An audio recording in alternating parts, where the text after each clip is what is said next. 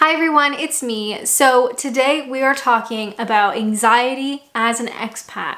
One of just my favorite things. This video is sponsored, I know, by Claro, a really interesting UK startup. So I will do the ad portion in a few minutes, you know the drill, but I really do appreciate them sponsoring this video. Now I do have some old videos in my YouTube catalog about anxiety, but I've had a lot of people ask me for an updated one, and they are really interested in living abroad and being an expat and doing what I've done as a Canadian living in the UK, but they deal with anxiety like myself, and so they're just looking for a little bit of guidance. Well, I'm not a professional, but I'm going to tell you exactly how I deal with my anxiety. So without further ado, let's go. So a lot of us are concerned with our physical health, right? You hear about it everywhere, you probably think about it, you know that exercising is good for your physical health and eating well is good for your physical health.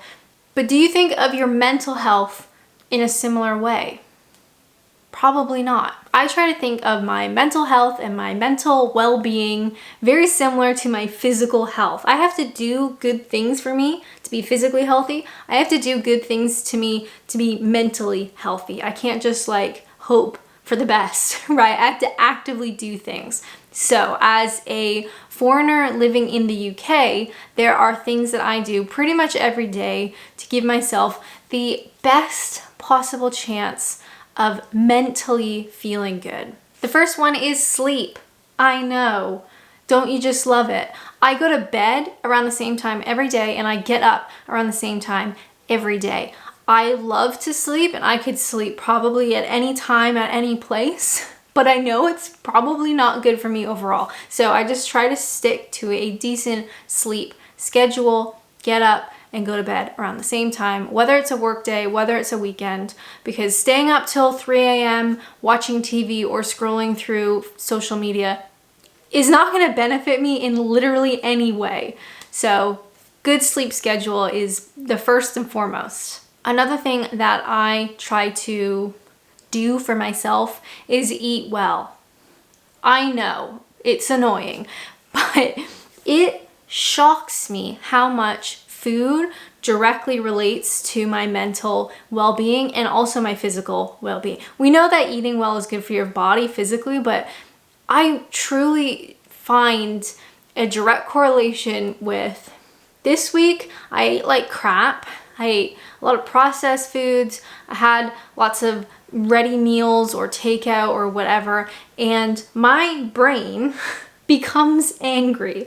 So to appease my brain, to make my brain happy, I know that I need to eat well. I try my best. Some days are better than others. You can't beat yourself up over it. But it is shocking how much of a correlation between food and my brain there truly is. So eat well. That also goes for eating just in general, because sometimes, when you're really anxious and you're like, I have no appetite, I don't really want to eat. That's not good either, because your brain is just going to get angry. So just eat well, eat at the proper times, it really makes a big difference. Next up is money. Who doesn't have anxiety about money? Worrying about money sucks.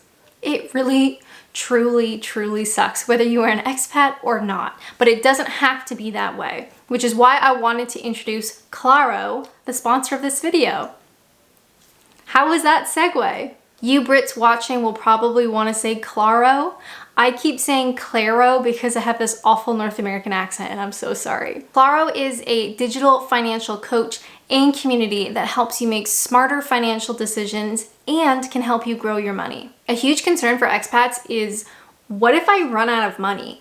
And I get it, that's a real concern. So you, more than anything, need to be aware of your money and how you are spending it. Claro connects you with a real human financial coach that can help you better understand your own financial situation and help you build a personalized financial plan. They can guide you on how to save and change your spending habits to help you achieve a certain goal by a certain date, whether that's a house deposit or a big trip abroad. The Claro app is very user-friendly. It's simple, it's straight to the point. There's loads of articles and videos and even support on understanding confusing financial jargon. If this sort of thing interests you at all and you're in the UK, sign up to their waiting list.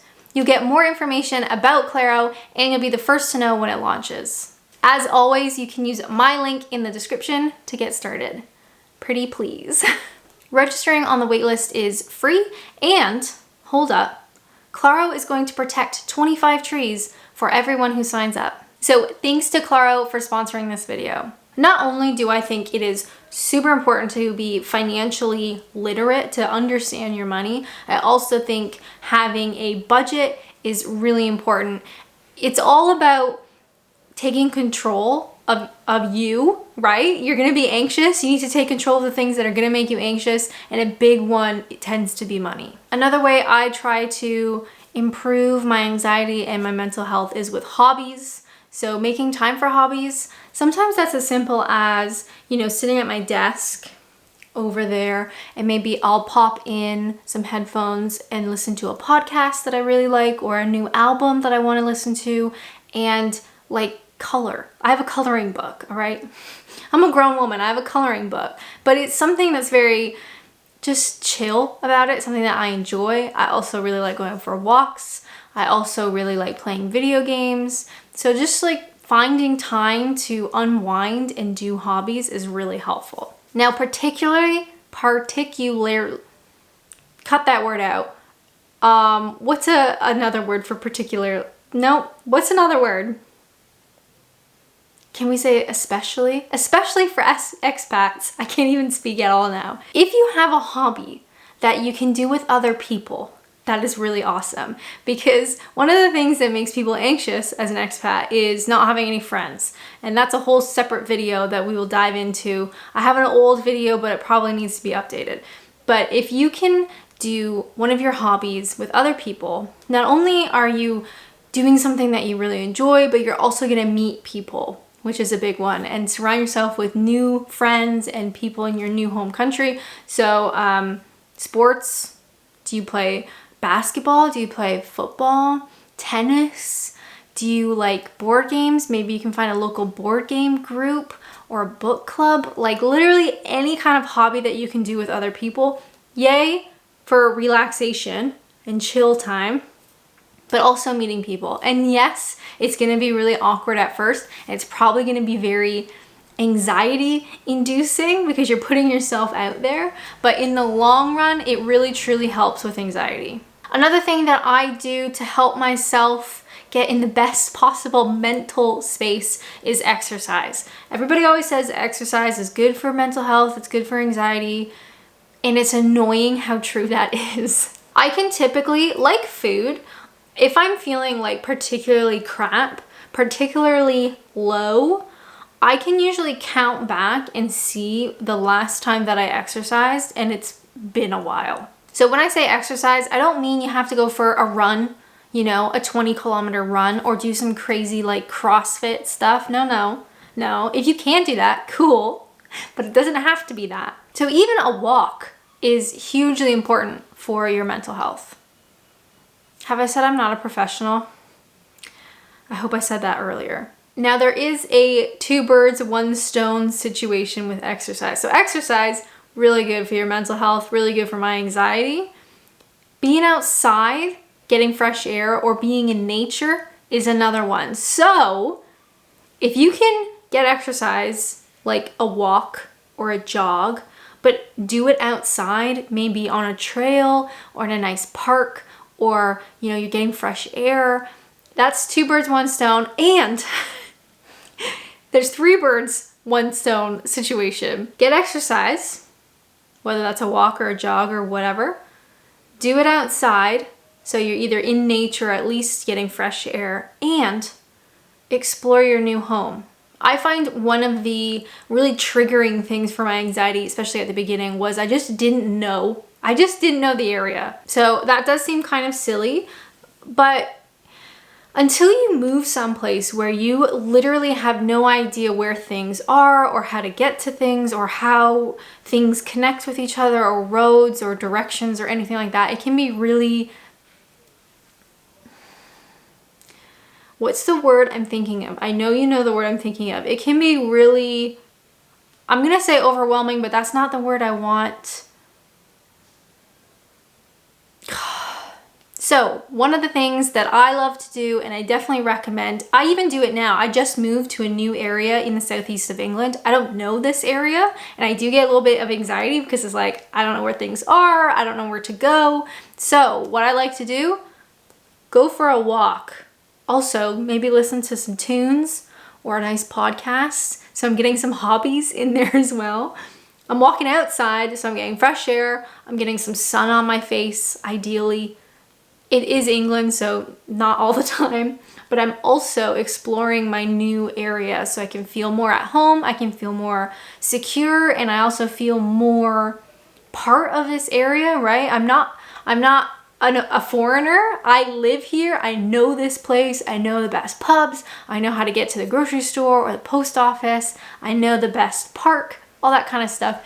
So it is kind of like this multi-level approach to dealing with my anxiety, but also feeling more at home in my new home.